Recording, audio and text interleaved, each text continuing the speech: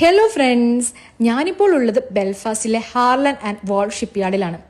ഈ കാണുന്നതാണ് SS Nomadic ship. White Star Line കമ്പനിക്കായി 1911 ഇവിടെ വെച്ചാണ് ഈ ഷിപ്പ് നിർമ്മിച്ചത്. അതുപോലെ 1912 ടൈറ്റാനിക്കും ഇതേ ഷിപ്പ്യാർഡിൽ വെച്ച് തന്നെയാണ് നിർമ്മിച്ചത്. ഈ കപ്പൽ ഇപ്പോൾ ഒരു മ്യൂസിയം കപ്പലായിട്ടാണ് ഇവിടെ നിലകൊള്ളുന്നത്. ഈ കപ്പൽ ചരിത്രത്തിൽ അറിയപ്പെടുന്ന ഒരു കപ്പലാണ്. കാരണം ടൈറ്റാനിക്കിലേക്ക് ആളുകളെ കൊണ്ടുപോകുവാൻ വേണ്ടി ഉപയോഗിച്ചിരുന്ന ഒരു കപ്പൽ കൂടിയാണിത്. ടൈറ്റാനിക്കിന്റെ ആദ്യ യാത്രയിൽ ഫ്രാൻസിലെ ചെർബുക് തുറമുഖത്തിൽ നിന്ന് ഫസ്റ്റ് ക്ലാസ്, സെക്കൻഡ് ക്ലാസ് യാത്രക്കാരെ ടൈറ്റാനിക്കിലേക്ക് കയറ്റിയ അവസാനമായി അവശേഷിക്കുന്ന കപ്പൽ എന്നതാണ് ഈ നൊമാഡിക്കിന്റെ ഏറ്റവും വലിയ പ്രത്യേകത. കൂടാതെ 100 വർഷത്തിലധികം സേവന ചരിത്രമുള്ള ഒരു കപ്പൽ കൂടിയാണിത്. അതുപോലെ 1-ാം ലോക മഹായുദ്ധത്തിലും 2-ാം ലോക മഹായുദ്ധത്തിലും ഈ കപ്പൽ വളരെയധികം സേവനം അനുഷ്ഠിച്ചിട്ടുണ്ട്.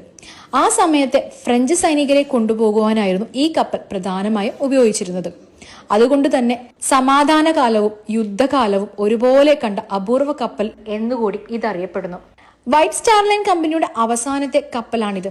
ടൈറ്റാനിക് ദുരന്തം നടന്നതിന് ശേഷം വൈറ്റ് സ്റ്റാർ ലൈൻ കമ്പനിയുടെ പ്രവർത്തനങ്ങളെ സാരമായി ബാധിക്കുകയും പിന്നീട് കമ്പനി പൂർണ്ണമായി തകരുകയും മറ്റു കമ്പനികളുമായി ലയിക്കുകയും ചെയ്തു. ഇതൊക്കെയാണ് SS നൊമാഡിക് എന്ന ഷിപ്പിന്റെ പ്രത്യേകത. ഈ വീഡിയോ ഇഷ്ടമായി ലൈക്ക് ചെയ്യുക, ഷെയർ ചെയ്യുക, കമന്റ് ചെയ്യുക. So it's Anjali Ashwin signing off. By.